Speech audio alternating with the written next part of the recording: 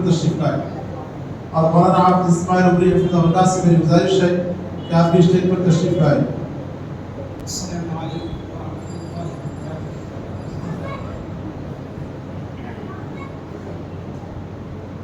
أعوذ بالله من الشيطان الرجيم.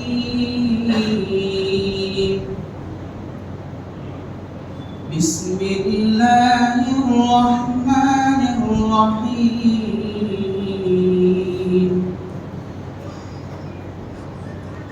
إن الذين قالوا ربنا الله ثم استقاموا تتنزل عليهم الملائكة ألا تخافوا ولا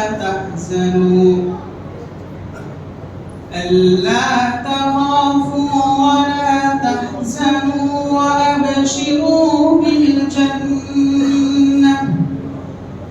وأبشروا بالجنة التي كنتم توعدون.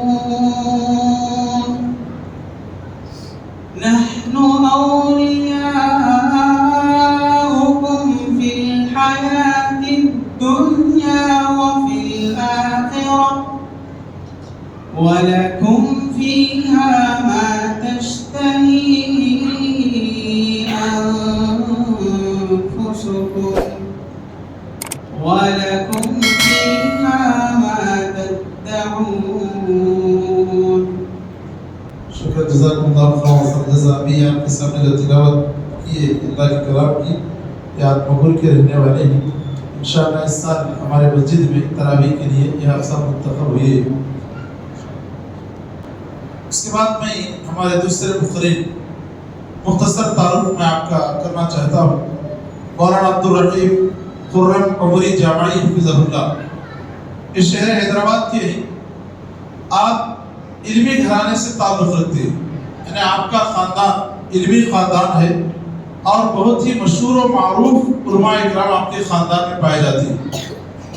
مولانا عبدالرحیم خرم عمری جامعی حفظہ اللہ ان کے بیٹے ہیں، یعنی آپ کے والد جامعہ ندوۃ العلماء لکھنؤ سے فارغ یعنی ندوی. اس کے بعد مولانا کے دو چچا ہیں، ہندوستان اور بیرون ملک کے مشہور و معروف خطبہ ہیں، دونوں بہترین خطیب ہیں. ایک مولانا عبداللہ عمری مدنی حفظہ اللہ. عبداللہ عمری مدنی جو مدراس کے امیر بھی تھے جمعیت اہل حدیث کے، آپ جو ہے کہ مولانا عبداللہ عمری مدنی حفظہ اللہ کے بھتیجے ہیں. اور اسی طرح پیس ٹی وی میں ایک مشہور و معروف مقرر آیا کرتے تھے مولانا عبدالہادی عمری مدنی جو ابھی برطانیہ میں ہیں. تو آپ ان کے مولانا عبدالہادی عمری مدنی کے بھی بھتیجے یعنی مولانا عبداللہ مدنی عمری مدنی حفظہ اللہ اور مولانا عبدالہادی عمری مدنی حفظہ اللہ مولانا کے چچا ہیں دونوں. اور مولانا کے والد خود جو ہے ندوۃ العلماء لکھنؤ سے فارغ ہیں. تو اس لحاظ سے آپ علمی گھرانے میں پیدا ہوئے. آپ شہر حیدرآباد کے مشہور و معروف خطبہ میں سے آپ پائے جاتے ہیں. مختلف جگہوں پر یعنی آندھرا میں اور تلنگانہ میں، کرناٹک میں، اتر پردیش میں، بہار میں آپ کے خطابات ہوتے رہتے ہیں. جہاں آپ خطبات یعنی خطاب کی لائن میں آگے ہیں، یعنی ایک اچھے آپ خطیب ہیں، وہیں پر آپ ایک بہترین مصنف بھی ہیں، یعنی آپ قلمکار بھی، لکھنے والے بھی. بہت سارے مضامین آپ کے مصنف کہہ کر کے حیدرآباد سے ایک پیپر نکلتا ہے. اس پیپر میں لگاتار 2 سال تک آپ کا عنوان آتا تھا. سیرت رسول صلی اللہ علیہ وسلم پر آپ کا جو ہے مسلسل ہر جمعہ جو ہے آپ کا عنوان پیپر میں آیا کرتا تھا. اور آپ نے بہت سارے یعنی اس سارے عناوین کو ملا کر کے کتاب بھی آپ لکھے ہیں. ابھی آپ کے ہاتھ میں بھی ایک کتاب ہے تفہیم القرآن کے نام سے، یعنی قرآن مجید کی آپ مختصر تفسیر بھی لکھ رہے ہیں. انشاءاللہ بہت جلد اس کا اجرا بھی ہونے والا ہے. تو میں مولانا کے حق میں دعا کرتا ہوں کہ اللہ تعالیٰ آپ کی زبان میں تاثیر پیدا فرمائے، قلم میں زور عطا فرمائے، اور آپ جو بھی خدمات کرتے ہیں اللہ تعالیٰ آپ کی خدمات کو قبول فرمائے. مزید آپ کو خدمت کرنے کے لیے اللہ تعالیٰ صحت و عافیت والی زندگی اور ایمان والی لمبی زندگی آپ کو نصیب فرمائے. اب میں بلا تاخیر حضرت الشیخ مولانا عبدالرحیم خرم عمری جامعی حفظ اللہ کو دعوت دیتا ہوں آپ ہمیں بیت المال کی اہمیت اور اس کے فوائد پر خطاب کریں۔ ورحمۃ اللہ وبرکاتہ۔ ان الحمد للہ لك الحمد حمدا كثيرا طيبا مباركا كما يحب ربنا ويرضى، اما بعد فاعوذ بالله السميع العليم من الشيطان الرجيم،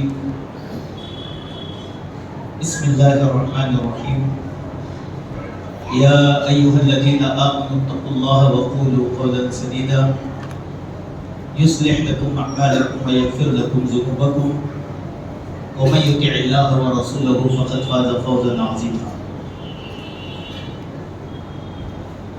يا أيها الناس اتقوا ربكم الذي خلقكم من نفس واحدة وخلق منها زوجها وبث منهما رجالا كثيرا ونساء واتقوا الله الذي تساءلون به والأرحام إن الله كان عليكم رقيبا، يا أيها الذين آمنوا اتقوا الله حق تقاته ولا تموتن إلا وأنتم مسلمون۔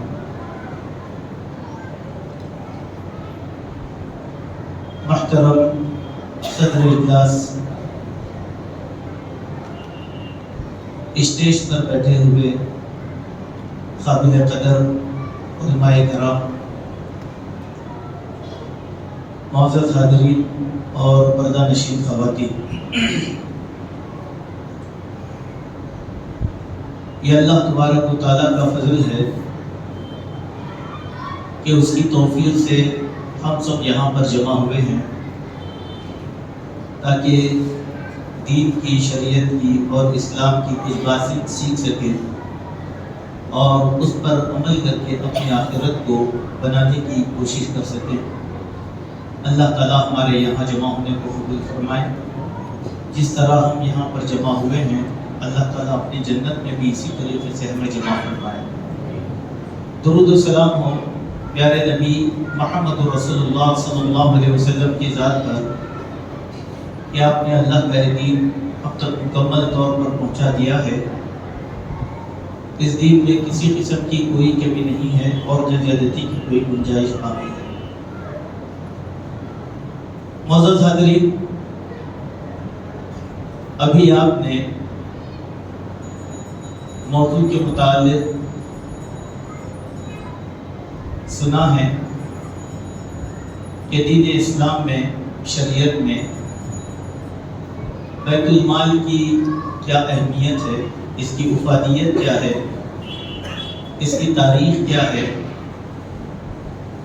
اس سے متعلق کچھ باتیں آپ کے سامنے عرض کرنے کی کوشش کروں گا۔ معزز ساتھیوں، بیت المال کا لفظ ہم نے بہت مرتبہ سنا ہے اور وہ شہر جو بڑے ہیں جہاں مسلمانوں کی تعداد زیادہ ہوتی ہے، کسی نہ کسی ادارے میں یا کسی نہ کسی مسجد میں بیت المال کے نام سے کوئی نہ کوئی تحریک چلائی جاتی ہے۔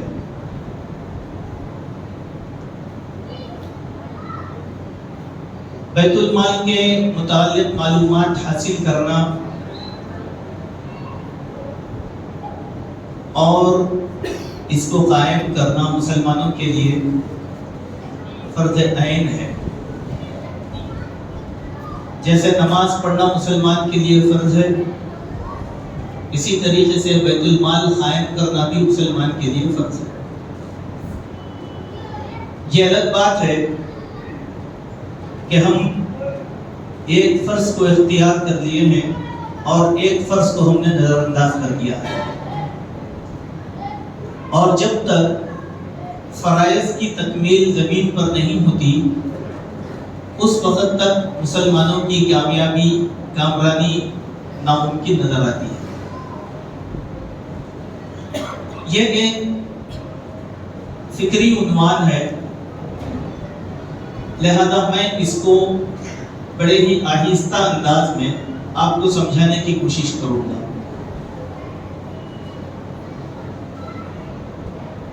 قرآن مجید میں اللہ سبحانہ و تعالیٰ نے 87 مقامات ایسے ہیں جس میں زکوٰۃ کے قائم کرنے کا حکم دیا۔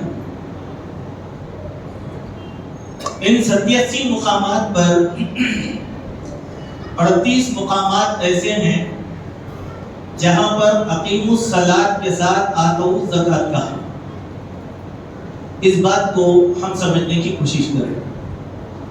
اقیموا الصلاۃ کہ تم نماز قائم کرو، وآتوا الزکوٰۃ اور زکوٰۃ ادا کرو۔ اس میں بھی اجتماعیت ہے، اس میں بھی اجتماعیت ہے۔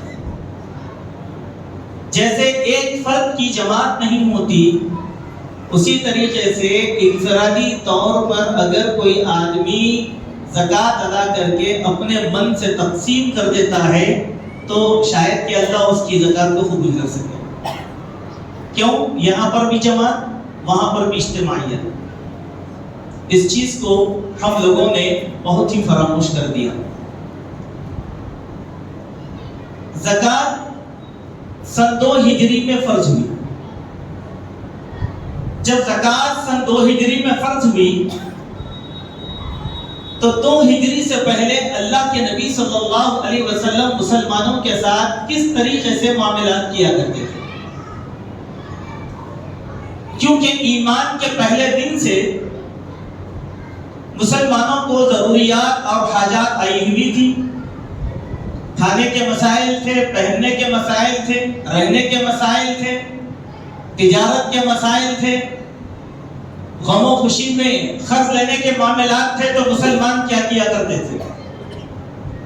اللہ کے نبی نے پہلے دن سے لوگوں کو انفاق کرنے کا حکم دیا تھا۔ جب آپ صلی اللہ علیہ وسلم مدینہ آئے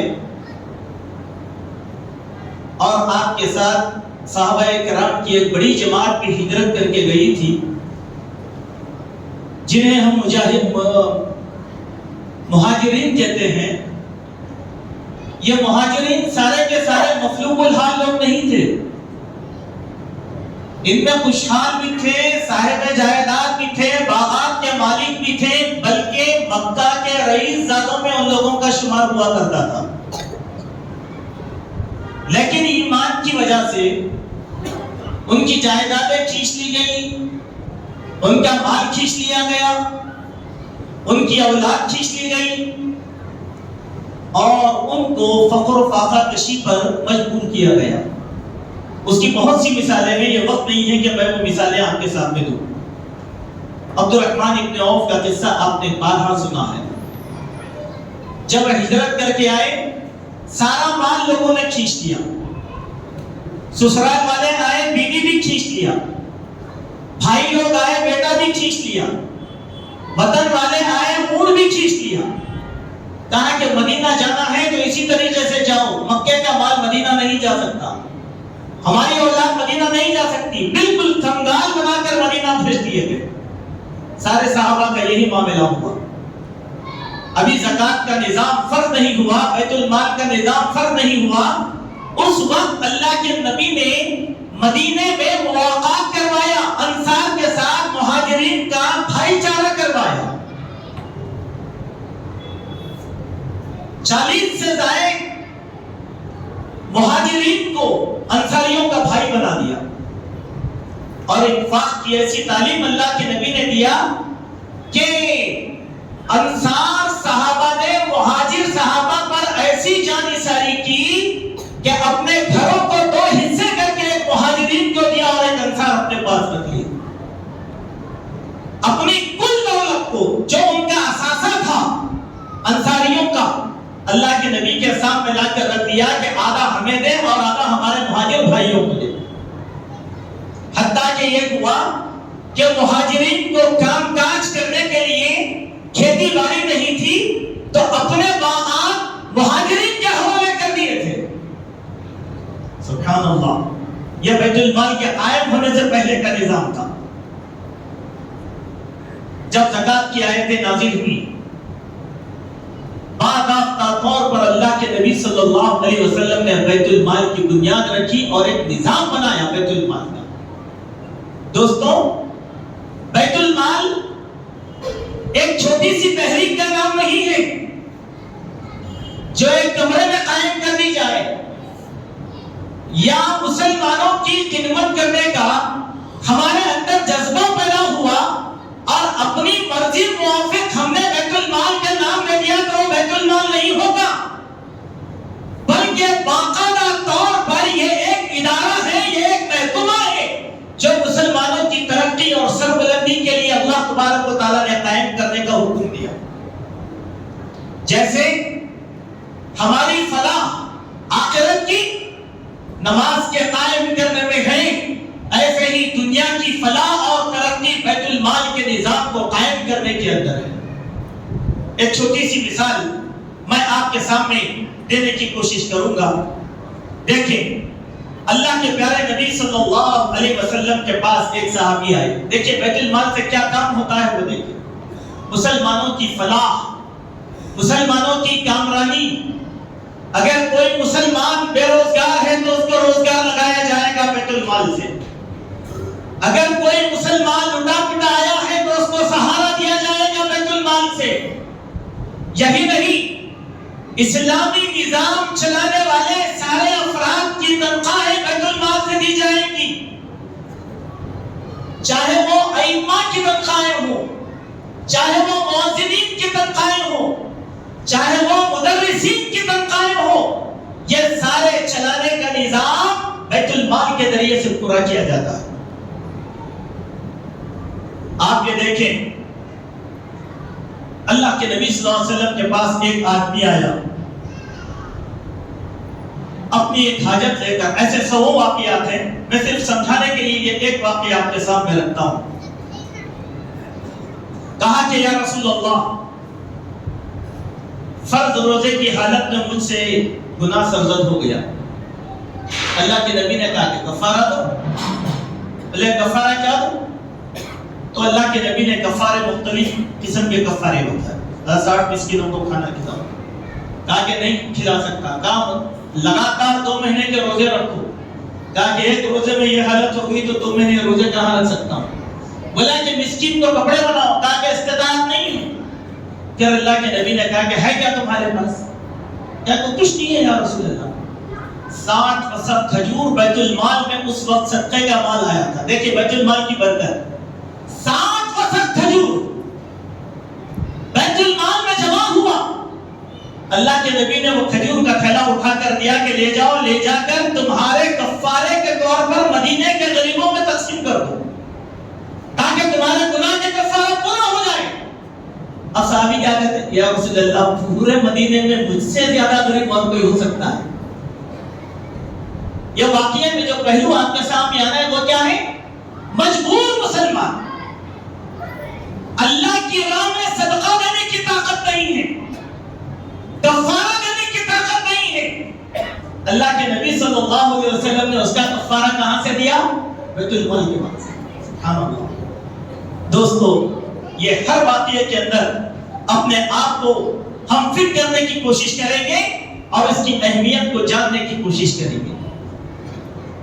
جب اللہ کے پیارے نبی صلی اللہ علیہ وسلم کا انتقال ہوا تو دشمنان اسلام نے سب سے پہلے بیت المال کے نظام ہی کو نشانہ بنایا تھا۔ کیا کہا تھا؟ مانعین زکات روکنے والوں نے اعلان کر دیا محمد صلی اللہ علیہ وسلم تھے، ہم زکات دیتے تھے، آپ محمد صلی اللہ علیہ وسلم نہیں ہیں تو ہم زکات نہیں دیں گے۔ اللہ نے اعلان کر دیا تھا، اور اللہ کے نبی نے جو نظام بنایا تھا وہ اتنا مضبوط نظام تھا کہ کائنات کی کوئی طاقت اس نظام کو پسپا نہیں کر سکتی تھی۔ بڑی محنت سے اللہ کے نبی صلی اللہ علیہ وسلم نے مسلم تہذیب، تمدن، ثقافت اور ترقی کے لیے یہ نظام قائم کیا تھا۔ مانعین زکات نے کیا کیا؟ ہم زکات نہیں دیں گے، جاؤ کیا کرنا ہے کر لو، ہم نہیں دیں گے۔ خلیفہ ابو بکر صدیق بنائے گئے۔ اس سے اہمیت معلوم ہوتی ہے بیت المال کی۔ دیکھیں کیا کہا ابو بکر صدیق رضی اللہ عنہ نے کہا واللہ لأقاتلن من فرق بین الصلاۃ والزکاۃ، اللہ کی ذات کی قسم اگر کوئی انسان نماز اور زکات میں فرق کرے گا تو میں اس کے خلاف قتال کروں گا، لڑائی لڑوں گا ہتھیار کے ساتھ، تلوار نکال کر اس کے خلاف لڑوں گا۔ کون؟ جو نماز اور زکات میں فرق کر لیتا ہے۔ کیوں؟ فإن الزکاۃ حق المال، اس لیے کہ زکات تمہارے مالوں کا حق ہے۔ واللہ لو منعونی ناقا كانوا يؤدونها الى رسول الله صلی اللہ علیہ وسلم لقاتلتهم على منعها، اللہ کی قسم زکات، دیکھیے الفاظ کو سنے ابو بکر نے کیا کہا، اللہ کی قسم زکات کے مد میں اگر کوئی آدمی جلی ہوئی رسی اللہ کے نبی کے زمانے میں دیا کرتا اور آج اگر میں نہ دے تو میں اس کو قتل کر دوں گا۔ سبحان اللہ۔ دیکھیے اس کے لیے حضرت اسامہ بن زید کا ایک بڑا لشکر بھی تیار کر کے روانہ کیا تھا ان لوگوں کی سرکوبی کے لیے۔ کیوں؟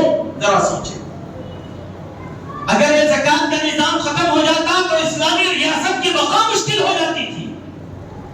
آپ اچھی طریقے سے جانتے ہیں کہ انسانی حکومتوں کی تاریخ میں ایک محکمہ ہوتا ہے، اس محکمے کو کہتے ہیں وزارت مال، وزارت المالیہ، یہ ہر ملک کے اندر ہوتا ہے، یعنی فائنانس منسٹری۔ اسلام کی فائنانس منسٹری کا نام بیت المال تھا۔ اسلام کی فائنانس منسٹری کا نام کیا تھا؟ بیت المال تھا۔ اگر یہی ختم کر دیا جائے تو پھر مسلمانوں کی صورتحال کیا ہو سکتی تھی، اس بات کا ہم اندازہ کرنے کی کوشش کریں۔ چنانچہ اللہ کے نبی علیہ الصلوۃ والسلام نے جب بیت المال کا نظام قائم کیا، اسلام پھیلتا گیا، پھولتا گیا اللہ کے نبی کے زمانے میں، سرحدیں وسیع ہوتی گئی، تو آپ سالانہ طور پر عمال کو یعنی زکات وصول کرنے والوں کو نوکری پر، ملازمت پر بھیجا کرتے تھے۔ کیسے؟ تم فلاں جگہ جاؤ، وہاں کی زکات اٹھا کر لاؤ، تم وہاں جاؤ، وہاں سے زکات لے کر آؤ، تم وہاں جاؤ، وہاں کی زکات لے کر آؤ۔ سارے مفتوحہ علاقوں کی زکات اللہ کے نبی کے بیت المال میں جمع ہوتی اور اللہ کے نبی اس سے مسلمانوں کی ضرورتوں کی تکمیل کیا کرتے تھے۔ کیا کیا ضرورتیں ہیں ہم آگے بتلائیں گے۔ چنانچہ دیکھیں اس کی اہمیت بیت المال کی اللہ کے نبی کے پاس کیسی تھی۔ حضرت حارث رضی اللہ عنہ مدینہ آئے اور اسلام قبول کیا۔ اپنے علاقے کے بڑے آدمی تھے، سردار تھے۔ انہوں نے کہا یا رسول اللہ، وقت پر آپ اپنے عامل کو بھیج دیں، میں سارے مسلمانوں کی زکات وصول کر کے رکھوں گا، آپ کا عامل آئے گا اور یہ زکات میں اس کے حوالے کر دوں گا۔ وہ اپنے وطن چلے گئے۔ جب زکات وصول کرنے کا مہینہ آیا، اللہ کے نبی نے ایک شخص کو حضرت حارث کے بعد بھیجا جس کا نام تھا ولید بن عقبہ۔ کہا کہ ولید تم حارث کے پاس جاؤ اور زکات کا مال لے کر آؤ۔ سبحان اللہ۔ اور بڑا تھا زکات کا مال، بہت تھا زکات کا مال۔ یہ آدمی نکلا اکیلا اور ڈر کے مارے واپس آ گیا۔ ڈر کے مارے واپس آ گیا، حارث کے پاس گیا نہیں۔ آ کر اللہ کے نبی کے سامنے ایک جھوٹی اسٹوری بنا کر پیش کر دیا۔ کہا اے اللہ کے نبی، میں حارث کر گیا تھا اور حارث نے زکات کا مال مجھے دینے سے نہ صرف انکار کیا بلکہ حارث نے مجھے قتل کرنے کی نیت کر لیا تھا اور میں واپس آ گیا۔ دیکھیے یہ عجیب بات، آ کر اللہ کے نبی کے سامنے صفائی بھی دے دیا آدمی، چونکہ ایک معتبر آدمی تھا، اللہ کے نبی کا مقرر کردہ آدمی تھا۔ اللہ کے نبی نے اس کی بات کو یقین کر دیا، کہا کہ حارث نے ایسے کیا، وقت ہو گیا، آدمی نہیں پہنچا۔ حارث پریشان کہ اللہ کے نبی کا آدمی کیوں نہیں آیا؟ اب وہ خود اللہ کے نبی کے دربار میں آ گئے۔ جیسے ہی دربار میں آئے تو اللہ کے نبی نے پہلے سوال کیا، حارث تم نے زکات کا مال حوالے کرنے سے انکار کیوں کیا؟ بتاؤ۔ اے اللہ کس کو انکار کیا؟ بولے ولید بن عقبہ تمہارے پاس آئے تھے، زکات کیوں نہیں دیا؟ کہا کہ نہیں، میں تو ولید کو پہچانتا بھی نہیں۔ دیکھیے کہانی الٹی، کہانی الٹی۔ اس کے بعد اللہ کے نبی نے ولید کو بلایا اور معاملہ پوچھا تو ولید نے کہا یا رسول اللہ میں خوف کے مارے حارث کے ملک کو گیا ہی نہیں، بلکہ بچنے کے لیے میں نے یہ اسٹوری بنا دیا۔ اس کے بعد اللہ نے قرآن مجید کی سورہ حجرات کی آیت نازل فرمایا وَإِن جَاءَكُمْ فَاسِقٌ بِنَبَإٍ فَتَبَيَّنُوا، اگر کوئی جھوٹا کوئی خبر لے کر آئے تو اس کی بات کی تصدیق مت کر لو۔ سبحان اللہ۔ معلوم کیا ہوا؟ اللہ کے نبی نے عاملین کا ایک گروپ بنایا، کیوں؟ بیت المال کو مستحکم کیا جائے۔ ایک مرتبہ اللہ کے نبی نے یمن کی طرف ایک آدمی کو بیت المال کا مال لانے کے لیے بھیجا۔ وہ آدمی گیا اور بیت المال کا مال جمع کر لیا۔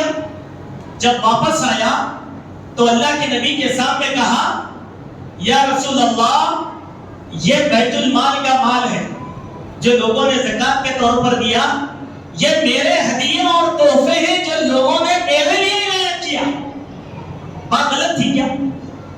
بات غلط تھی کیا؟ بات تو صحیح تھی نا بھائی، میں آپ کے شہر آیا، آپ نے یہ تحفہ مجھے دے دیا اور میں جماعت کا ایک ذمہ دار امیر ہوں، میں نے کہا کہ لوگوں نے تحفہ دیا، نہیں امیر کے لیے جائز نہیں ہے۔ میری شان و شوکت کی توقیر آپ نے کیا، جماعت کی وجہ سے یہ مال لے جا کر بھی میں جماعت کے حوالے کروں گا۔ یہ اسلام نے ہم کو سکھایا، یہ اسلام نے ہم کو سکھایا۔ تب اللہ کے نبی صلی اللہ علیہ وسلم یاد ٹھیک ہے جاؤ کوئی بات نہیں۔ اللہ کے نبی منبر پر کھڑے ایک بلیغ خطبہ دیا اور آپ صلی اللہ علیہ وسلم نے کہا کہ آج ایک شخص یہ کہتا ہے یہ بیت المال کا مال ہے اور یہ میرا مال ہے، میں اس سے کہتا ہوں کہ اگر وہ اپنے باپ کے گھر میں بیٹھا رہتا تو کیا لوگ اس کی توقیر کر دیں؟ نہیں۔ اس کی شہرت کس کی وجہ سے؟ نبی کا عامل، بیت المال کا عامل، لہذا اس کو جو بھی ہدیہ اور تحفہ دیا گیا وہ کس کی ملکیت ہوگی؟ اس میں بہت بڑے اسباق ہیں میرے بھائیوں، لیکن جو بات میں آپ کے سامنے عرض کرنا چاہتا ہوں وہ بات یہی ہے کہ جب تک مسلمانوں میں بیت المال کا نظام قائم نہیں ہوگا کوئی مسلمان سرفراز نہیں ہو سکتا۔ مثال کے طور پر چند باتیں آپ کے سامنے رکھنے کی کوشش کرتا ہوں۔ دیکھیں، نمبر 1 کہ اللہ تبارک و تعالیٰ نے بعض ذرائع آمدنی کو ہمارے لیے حرام کر دیا اور سب کے لیے دلائل قرآن مجید میں دیے گئے ہیں۔ بعض ذرائع آمدنی اس کو اللہ نے کیا کیا؟ حرام کیا۔ وہ آمدنی ہم حاصل نہیں کر سکتے۔ اب ذرا دیکھیے ان میں سے ایک رشوت یا کسی کے مال کو غصب کر لینا، نمبر 2 خیانت، نمبر 3 بت گری یا بت پرستی یعنی بتوں کو بنانا یا بتوں کو بیچنا، نمبر 4 چوری، نمبر 5 ناپ تول میں کمی، نمبر 6 مال یتیم میں حق تلفی کرنا، نمبر 7 اتفاقیہ آمدنی والے ذرائع کو اختیار کرنا، جوا کھیل لیا اتفاق سے، جیت گیا۔ آپ بولیں گے محنت سے کھیلا، نہیں، حرام۔ اتفاقیہ آمدنی، یہ قبیلے کے سارے آمدنیاں حرام۔ شراب کی تیاری، شراب کی خرید و فروخت بلکہ شراب کو منتقل کرنا، یہ کام حرام۔ 9ویں چیز فحاشی اور بے حیائی پھیلانے والے کاروبار اختیار کرنا، سودی کاروبار والے معاملات کرنا، قہوہ گری یا زنا کے آمدنی حاصل کرنا، اسی طریقے سے قسمیں کھا کھا کر کاروبار کرنا۔ اب ایسے تمام ذرائع جس کی بنیاد جھوٹ، دھوکہ اور فریب پر ہو، یہ 13 آمدنیاں ہیں جو مطلق طور پر حرام ہیں۔ چلیے اس کا ہمارے موضوع سے کیا تعلق ہے؟ وہ یہ ہے کیا آج یہ برائیاں آج ہمارے سماج میں پائی نہیں جاتی؟ ایک چھوٹی سی مثال ذرا غور کیجیے۔ آج سود ہمارے رگوں رشتے میں پیوست کر دیا گیا ہے، بلکہ اس کو کھول کر پلا دیا گیا ہے۔ ہم میں کا کوئی آدمی سود کی کسی قسم سے بچا ہوا نہیں ہے، الا ماشاء اللہ کوئی بچا ہوا ہوگا، لیکن کوئی نہیں بچا ہوا ہے سود کے معاملات سے، چونکہ بینکنگ کے سارے نظام ہم لوگ چلاتے ہیں۔ ہے کیا نہیں ہے؟ چلیے ٹھیک ہے۔ نمبر 2، آج صبح سے شام تک ہمارے علماء ہمارا خطبہ ایک ہی بات کہتے ہیں کہ سود جس آبادی میں آ جائے گا اللہ کے عذاب سے کوئی نہیں بچا سکتا. کتنے قسم کا سود ہمارے پاس ہے؟ ایک تو بینک کا سود, ایک آپس میں سود پر پیسے دے کر معاملہ داری کرنا, گاڑیوں کا اقساط کے اوپر خریدنا, گاڑیاں ہی نہیں بلکہ زمینوں کو سودی اقساط کے اوپر لینا, یا ہوم لون لے کر گھروں کی تعمیر کرنا, یا ہماری زندگی کا حصہ ہے. سب سے معمولی سود کی کیفیت آپ کو بتاتا ہوں, وہ یہ ہے ہمارے گلی کوچے اور محلوں میں رہن سینٹر چلتے ہیں آج غیر مسلموں کے رہن سینٹر چلتے ہیں. کیوں؟ آپ ایک جواب دیتے ہیں بچی کی شادی تھی, خرچ کوئی بھی نہیں دیا, لہذا سود پر میں پیسہ لے کر آیا, چاہے وہ رہن سینٹر کا ہو, چاہے وہ کسی آدمی فائنانسر کے پاس سے لو یا بینک سے لو. یہ ہوتا کہ نہیں ہوتا؟ یہ نہیں, ہمارے اپنے گھر کے کاغذات بینک میں گروی رکھ کر بینک سے ہم انٹرسٹ لیتے ہیں یا نہیں لیتے؟ گولڈ لون کوئی بچا ہوا ہے؟ نہیں. ایک مثال دے رہا ہوں میں آپ کو سمجھانے کے لیے بیت المال کی. نمبر دو, دوستو, آج مسلم معاشرے میں غربت اس دہانے تک پہنچ چکی ہے کہ 2 وقت کی روٹی کے لیے بعض مسلمان عورتیں زنا جیسا فحش کاروبار اختیار کی ہوئی ہے.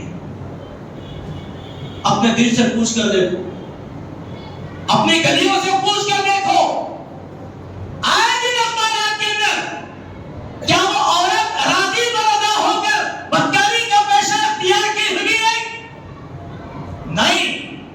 مجبوری کے عالم میں اس کو کوئی قرض دینے والا نہیں ہے, اس پر کوئی رحم کرنے والا نہیں ہے, اسی لیے وہ عورت کیا کر رہی ہے؟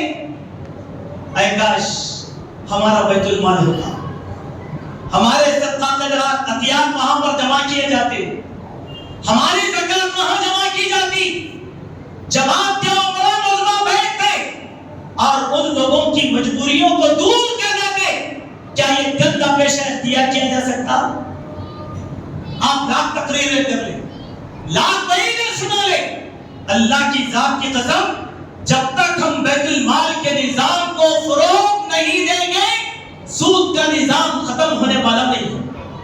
آپ کچھ بھی کہہ لیں, کچھ بھی کہہ لیں, لاکھ بتا لیں, لاکھ بیانیں کر لیں, لاکھ نمازیں پڑھ لیں, لیکن ایک نظام نہ قائم ہونے کی وجہ سے آج ہمارا سماج کتنی ذلت کی زندگی گزار رہا ہے. آگے دیکھیے آپ, کتنے ایسے تعلیم یافتہ نوجوان ہیں جو روزگار کے لیے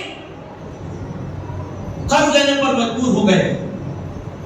ہمارا بیت المال ہوتا, ہم قرض دیتے اس چیز کا, ہمارا زکات کے مال سے, صدقات کے مال سے, عطیات کے مال سے. اللہ کے بندو ذرا سوچو کہ بیت المال کیا ہے. آج ہم بڑی غفلت اختیار کر رہے ہیں. اسی لیے پہلا جملہ میں نے آپ کے سامنے کہا, جس مسجد میں نماز ہوتی ہے اس مسجد میں بیت المال کا نظام بھی قائم رہنا یہ مسلمانوں پر فرض ہے. ہمارے پاس لوگوں نے بڑی کھوٹی تعبیر اختیار کر دی. وہ تعبیر کیا ہے کہ نہیں, بیت المال کا نظام قائم کرنے کے لیے مسلمانوں کی خلافت ضروری ہے.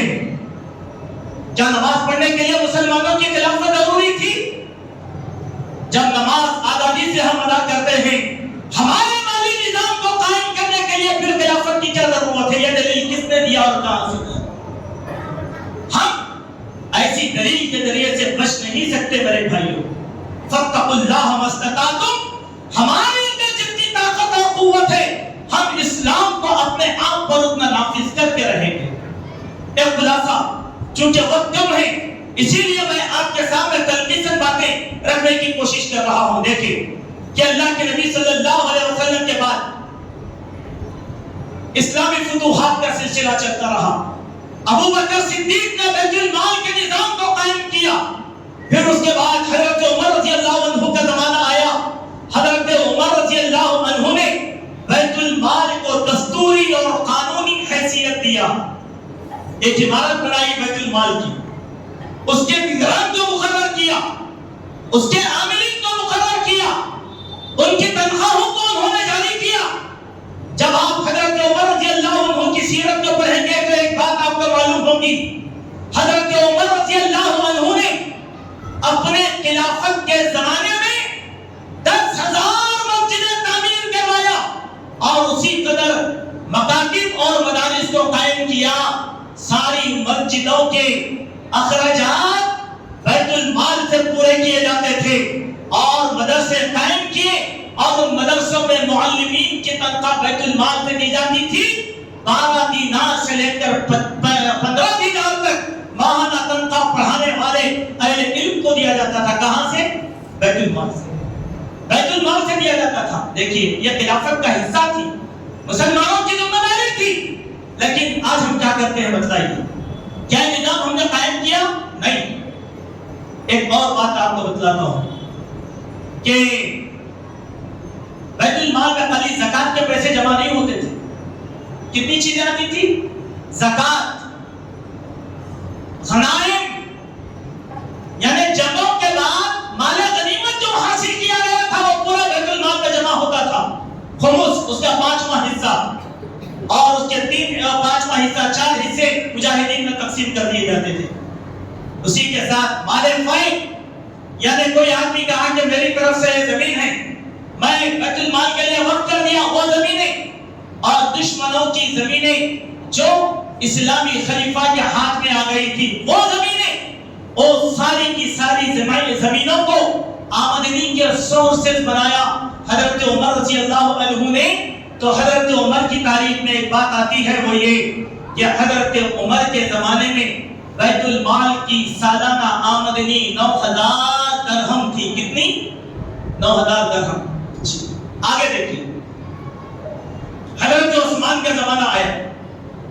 حضرت عثمان رضی اللہ عنہ کے زمانے میں فتوحات اور ہوئی. آپ کو معلوم ہونا چاہیے حضرت عثمان رضی اللہ عنہ نے بیت المال کی آمدنی کو اتنا فروغ دیا کہ حضرت عثمان کے دور میں 50 ملین درہم ہر سال بیت المال کی آمدنی ہوا کرتی تھی. کتنی؟ 50 ملین اس زمانے کے. پھر اس کے بعد حضرت علی کے زمانے میں، ایک سیکنڈ آپ کے سامنے رکتا ہوں آپ کا ذہن کھولنے کے لیے. ہمارے ملک میں آج وقف کا مسئلہ چلا، ہمارے علماء کو ہوش آیا، سب کو ہوش آیا، اوقاف اسلام میں مداخلت. کل تک یہ شعور کیوں نہیں آیا تھا؟ وراثت آج کی نہیں ہے ہماری موروثی جائیداد، بلکہ 850 سال سے وہ اوقافی جائیداد ہمارے ملک میں قائم تھی. لیکن کیا کبھی اس کا استعمال کیا؟ نہیں. آپ کو تعجب ہوگا ہمارے ملک میں مسلمانوں کی اوقافی جائیداد کتنی ہے معلوم ہے آپ کو؟ 8.5 لاکھ مربع ایکڑ زمین. کتنی؟ 8.5 لاکھ. اور اس کی آمدنی کتنی بتلائی گئی؟ اس کی قیمت 20 لاکھ کروڑ روپے. کتنے؟ 20 لاکھ کروڑ. اللہ اکبر. جب سن پریوار نے کہا اوقافی جائیداد تو یہ سارے وقت کے لمبردار اٹھ کر کھڑے ہو گئے، یہ شریعت میں مداخلت ہے. اگر یہی اوقافی جائیداد کو مسلمانوں کی ترقی کے لیے استعمال کیا جاتا تو کیا آج مسلمانوں کو ریزرویشن کی ضرورت پڑتی؟ 12% اور 4% کی خیرات مانگنے کے لیے مسلمان در بدر کے دھوکے کھا رہا ہے. ہمارے اپنے علاقوں میں مسلمان بچوں کو مقرر کردہ حکومت کی جانب سے جو فیسیں ادا کی جاتی ہے پچھلے 5 سال سے آج تک ادا نہیں کی گئی. نہ سینٹرل گورنمنٹ نے ادا کیا اور نہ کوئی ریاستی حکومت نے ادا کیا. گویا ہر حکومت نے بھیک کا کشکول ہمارے ہاتھ میں دیا. اے کاش اگر ہمارا اپنا بیت المال ہوتا تو کیا ہمارے بچے کنگال بن سکتے تھے؟ کیا ہماری حاجتیں پوری نہیں ہو سکتی تھی؟ ذرا غور کرو میرے مومن بھائیوں. بیت المال کی اہمیت پر یہ ساری کی ساری باتیں تھی جس کو میں نے آپ کے سامنے باختصار رکھنے کی کوشش کیا. آخری حصے میں آپ کو یہ بتلانا چاہتا ہوں کہ بیت المال کے ذریعے سے حضرات صحابہ اور خلفائے راشدین نے بڑے بڑے تو کام کیے وہ تو ہمارے سامنے ہیں، لیکن کچھ اور باتیں جو انہوں نے قائم کیے وہ کس طریقے سے آپ کے سامنے رکھتا ہوں. دیکھیں، نمبر 1، بیواؤں کے متعلق حضرت عمر نے کیا کہا تھا؟ اگر اللہ تعالیٰ مجھے حیات دے تو مدینے میں اور اسلامی ریاست میں رہنے والی ہر بیوہ عورت کے لیے میں ماہانہ وظیفہ مقرر کروں گا. کہاں سے؟ بیت المال کے ذریعے سے. جب یہی جو ہے چیزیں ترقی کر گئی تو خلفائے راشدین نے بیت المال کا استعمال کیسے کیا؟ جو سیرت میں نقل کیا گیا وہ یہ ہے کہ حضرت عثمان رضی اللہ عنہ فقراء اور مساکین کے کھانے کا انتظام رمضان المبارک میں مسجد میں کیا کرتے تاکہ بیت المال کے اس کھانے سے مسافر، فقراء اور مساکین استفادہ کر سکیں. کس کا پیسہ تھا؟ بیت المال کا. خلیفہ وقت استعمال کیا کرتے تھے. اسی طریقے سے آپ دیکھیں حضرت عثمان رضی اللہ عنہ نے بیت المال کے مال سے مسافر خانے تعمیر کروائے تاکہ آنے جانے والے مسلمانوں کے رہنے کے مسائل بڑے آسان ہو سکے. اسی طریقے سے حضرت عثمان رضی اللہ عنہ نے غلاموں کے لیے بیت المال سے ماہانہ وظیفہ مقرر کر دیا تھا. یہی نہیں بلکہ آپ کو ایک تعجب ہوگا کہ حضرت عثمان رضی اللہ عنہ کے متعلق ابو اسحاق بیان فرماتے ہیں کہ ان کے دادا حضرت عثمان بن عفان کے خدمت میں گئے تو حضرت عثمان سے پوچھا کہ حضرت بتاؤ تم کو کتنے بچے ہیں، بتاؤ تم کو کتنے بچے ہیں. تو انہوں نے اپنی تعداد بتائی، مجھے اتنے بچے ہیں. تو حضرت عثمان نے فرمایا کہ ٹھیک ہے، ایک کام کرو، میں تمہارے ہر بچے کے لیے تمہارے لیے 1500 درہم ماہانہ وظیفہ مقرر کر دیا ہے اور تمہارے ہر بچے کے لیے 100 درہم وظیفہ میں نے مقرر کر دیا. یہ کس کے لیے ہے؟ ذرا دیکھیں، بیت المال. آج آپ بولتے نا بھائی وہ بیچارہ مفلوق الحال ہے، 11 12 10 5 اولاد ہے، اس کی بیٹیوں والا ہے، کیا کرے گا؟ مسجد میں آ کے کہ بھیک کا کشکول ہاتھ میں لے کر پڑ جائے گا اللہ کے نام پر. تو ہمارا بیت المال ہوگا، ہمارے اس وطن کے اندر ہم ایک فہرست بنائیں گے کون کثیر العیال ہے، اس کی حاجتیں کس طریقے سے پوری جائیں، یہاں سے وظیفہ جاری کیا جائے گا. بچوں کے ایگزام کی فیس ایک بات بتلاتا ہوں میں آپ کو. ابھی ایک صاحب میرے پاس آئے، کہا میرے بچے کے مستقبل کا مسئلہ ہے اور مجھے اس کی فیس بھرنا ہے. حکومت کی اسکالرشپ پچھلے 2 سال سے نہیں آئی، 70,000 روپے کی سخت ترین مجھے ضرورت ہے. دیکھیے اگر ہمارا بیت المال ہوتا کیا بیت المال یہ اخراجات کو نہیں اٹھا سکتا، پورا کیا کرتا، بلکہ یہ قانون بھی بنایا تھا کہ دیکھو بعض لوگوں سے حضرت عثمان نے یہ بھی کہا کہ دیکھو اگر تمہارے بچے ہو جائیں تو معصوم بچے کو 50 درہم وظیفہ بیت المال سے ملے گا اور جب یہ 1 سال کے ہو جائیں گے تو ان کا وظیفہ بڑھا کر 100 درہم کر دیا جائے گا. کہاں سے دیا؟ کس جگہ سے دیا؟ بیت المال. میرے دوستو اس بیت المال کو سمجھو. آپ اپنے علاقے میں اپنی مسجد میں بیت المال قائم کیجیے، بہت آسان کام ہے. مضبوط ایسے لوگوں کو، اللہ والے، دیندار، اہل علم، فائنانس کے نظام کو جاننے والے، ان لوگوں کو بیت المال کا ذمہ دار بنائیے. بنا کر کیا کیجیے؟ زکات کا مال آپ جمع کیجیے، صدقہ خیرات کا مال آپ جمع کیجیے، عطیات جمع کیجیے، پرانے کپڑے جمع کیجیے، نئے کپڑے جمع کیجیے. یہ بہت بڑا نظام ہے. اگر یہ کسی مسجد کے ساتھ منسلک ہو جائے، مسجد میں قائم ہو جائے، تو یاد رکھو دعوت و تبلیغ کا سب سے بہترین کام ہو سکتا ہے. کسی مسلمان عورت کو چوراہے پر کھڑے ہو کر بھیک کا کشکول لے کر مانگنے کی ضرورت نہیں پڑے. ہم کیسی قوم ہیں؟ اگر ایک برقعے والی عورت چورستے پہ کھڑے ہو کر خیرات مانگتی ہے تو پورے سماج کو ڈوب مرنا چاہیے، چونکہ ہماری عزت اور آبرو بازار میں نیلام ہو رہی ہے. اس کو کیسے دور کیا جائے؟ آخری بات دوستو، ایک اہم بات کی طرف آپ کی توجہ دلانا چاہتا ہوں، وہ یہ ہے دوستو، ہمارے بات بھائی سمجھتے ہیں زکات کے معنی کیا ہے؟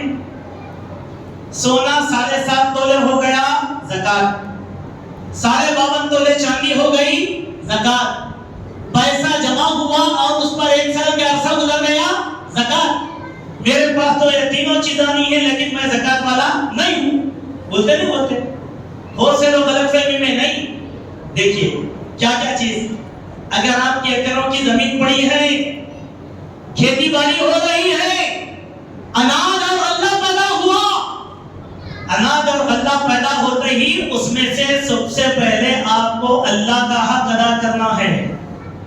कितने किसान निकालते हैं ज़कात बतलाइए? कितने फीसद किसान हैं जो अल्लाह का हक अदा करते हैं? वो अल्लाह का ये हक अदा नहीं करते, इसीलिए फक्र और फाका कशी जिंदगी भर मुंसलिक रहते हैं। आप बच सकते हैं ज़कात से, मेरे पास सोना नहीं है, चांदी नहीं है, पैसा नहीं है, लेकिन मेरे 10 एकड़ जमीन है और उसके ऊपर 100 थैले चावल पैदा होता है, तो क्या चावल पूरे का पूरा मेरा हो गया? नहीं, उलमा से मालूम करो, किताबें पढ़ो, उसकी ज़कात कितनी देना है, कितनी ज़कात इसकी निकलती है। आसमानी बारिश से सैलाब होती है 10वां हिस्सा, आपके मेहनत के पानी से सैलाब होती है 5वां हिस्सा। अगर किसी के पास 1 टन चावल निकलता है, 10वां हिस्सा कितना होता है हिसाब करो और लाकर बैतुल माल में जमा करो। क्यों? आपके मोहल्ले के, आपके वतन के गरीबों के लिए। चलिए ठीक है, अब आप बोलेंगे नहीं मेरे पास ये भी नहीं है, ठीक है, जानवर पालते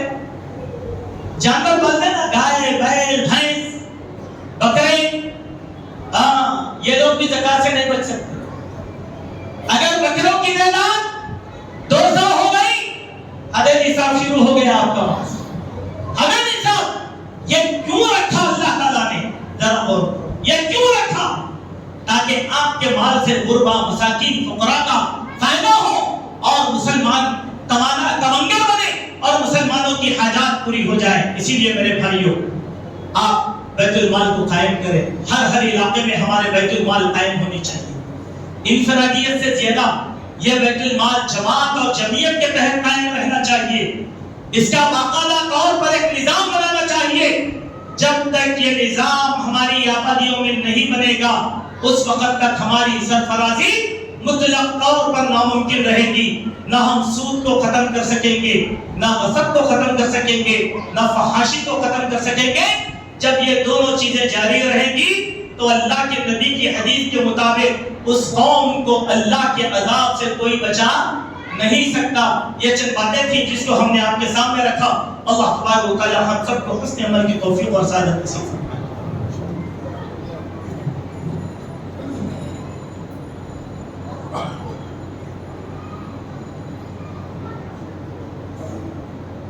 शुक्र जज़ाकल्लाहु खैर व हसन जज़ा।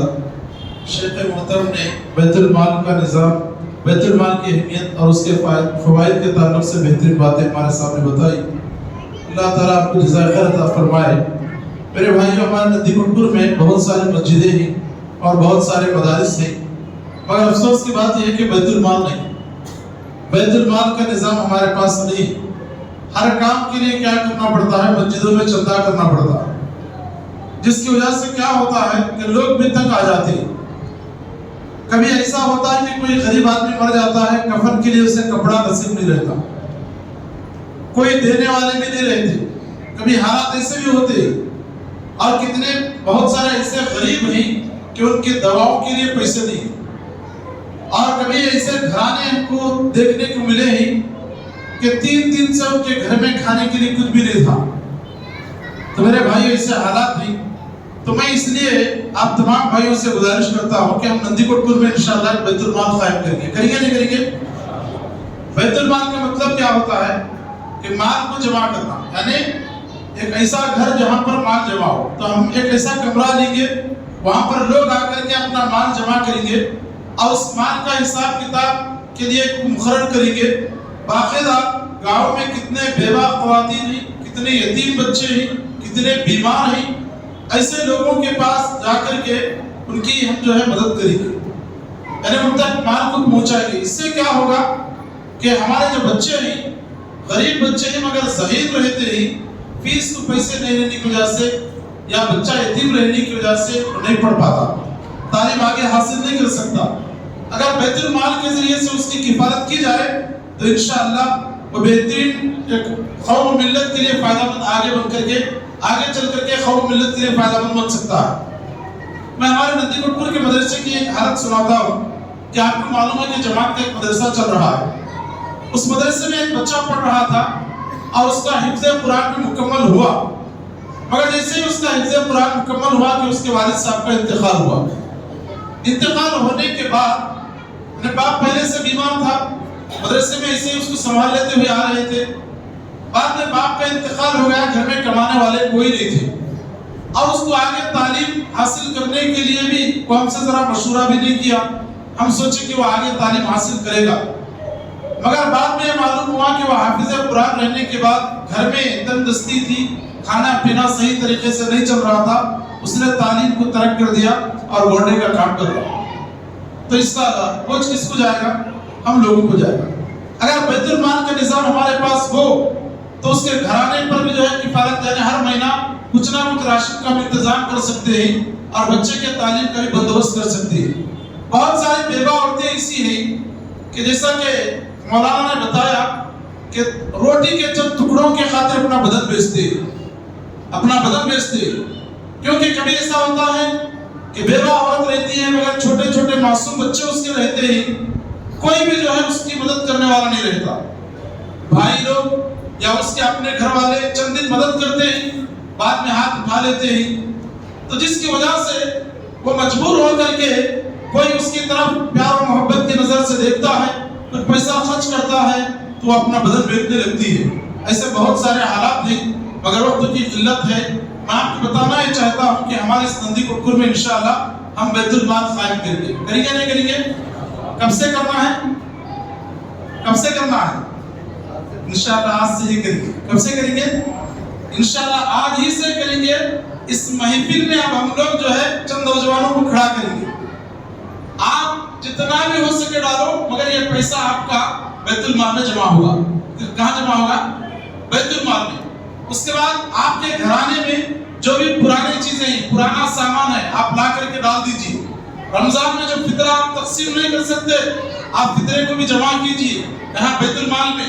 انشاءاللہ ہم نوجوانوں کے ذریعے کام لیں گے اور باقاعدہ جو مستحق ہیں، جو پریشان حال ہیں، جن کا گھر نہیں چلتا ہے، جن کا چولہا نہیں سلگتا، جو بیمار ہیں، ایسے لوگوں تک ہم مال پہنچانے کی کوشش کریں گے۔ تو انشاءاللہ آج ہی سے ہم بیت المال کا نظام قائم کریں گے۔ ہمارے اس گاؤں میں بیت المال کا نام جو رکھا جاتا ہے وہ سلفی بیت المال ہے۔ کیا نام ہے؟ سلفی بیت المال۔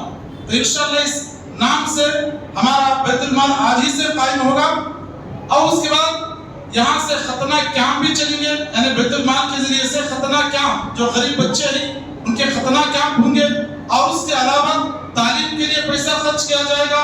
اس کے علاوہ مکاتب، یعنی ہر مدرسے میں ہم مکتب قائم کریں گے، کیونکہ اسکولز ایسے ہو رہے ہیں کہ ہمارے بچوں کا دن بدن گھٹتا جا رہا ہے، یعنی دین اسلام بچوں کے سینے سے چھین لیا جاتا ہے۔ ہمارے اس گاؤں میں بہت سارے اسلامک اسکول نہیں رہنے کی وجہ سے بہت سارے اسکولز ایسے ہیں کہ وہاں پر بچی بے پردہ رہ کر کے پڑھنا پڑتا ہے اور ان کو جو ہے دن بدن دین سے دور کیا جاتا ہے۔ تو اس لیے ہر مسجد میں ہم مکتب قائم کریں گے۔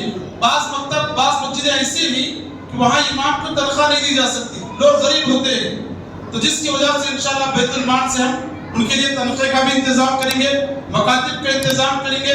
نوجوانوں کی تربیت، یعنی نندی کوٹپور کے اندر بہت سارے لیبر نوجوان ہیں، گورنر نوجوان ہیں، ان کو جو ہے تربیت کوئی نہیں کر رہے ہیں، کوئی عالم ان کو کلاسز نہیں چلاتا، اور نوجوانوں کو کیا کرنا ہے یہ کام نہیں ملنے کی وجہ سے ہمارے اکثر و بیشتر نوجوان دن بدن بگڑتے جا رہے ہیں، شرابی بنتے جا رہے ہیں، اور اس کے علاوہ موبائلوں پر اکثر اپنا وقت گزار رہے ہیں۔ تو نوجوانوں کی تربیت کا نظام ہم انشاءاللہ عمل میں لانے کی کوشش کریں گے۔ تو اگر بیت المال رہے گا، ہمارے آپ دیکھیں اتنے علماء نندی کوٹپور میں، اتنے علماء، بہت سارے علماء ہیں، ہم جو ہے یہی کے علماء سے انشاءاللہ کام لیتے رہیں گے۔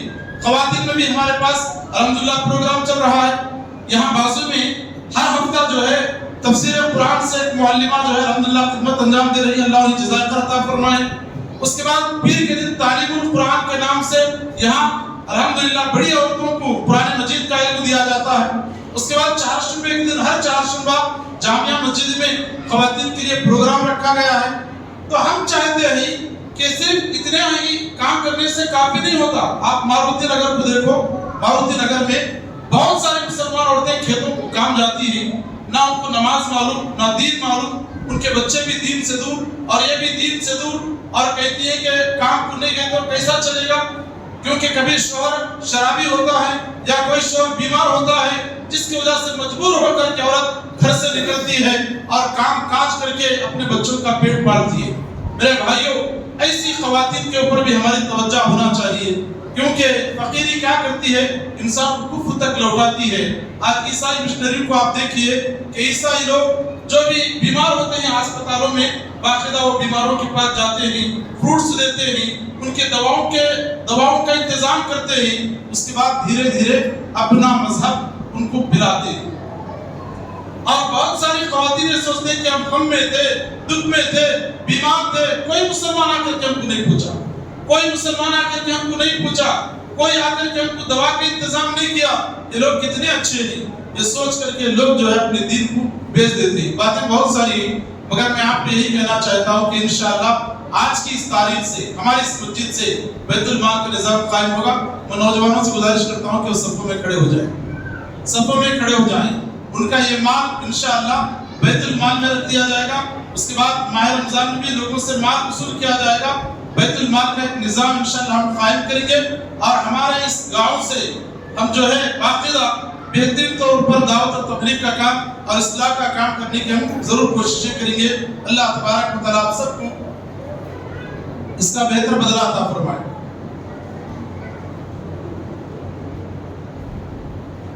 تو انشاءاللہ میں ابھی اٹھو بھائی، اٹھ کر کے دے دو. آپ یہ مت سوچو کہ مولوی صاحب بیان رکھو پیسے وصول کر لیں، ایسا مت سوچو، بلکہ آپ یہ سوچو کہ دیکھو ہر دکان میں دا ہندو ہنڈی ہے. کیا ہے دا ہندو ہنڈی؟ یعنی باقاعدہ جو ہے چپراسی بھی مسلمان کو مارنے کے لیے آج پیسہ جمع کرتا ہے. تو کیا ہم ہماری قوم ملت کے بچوں کو پڑھانے کے لیے پیسہ نہیں جمع کر سکتے؟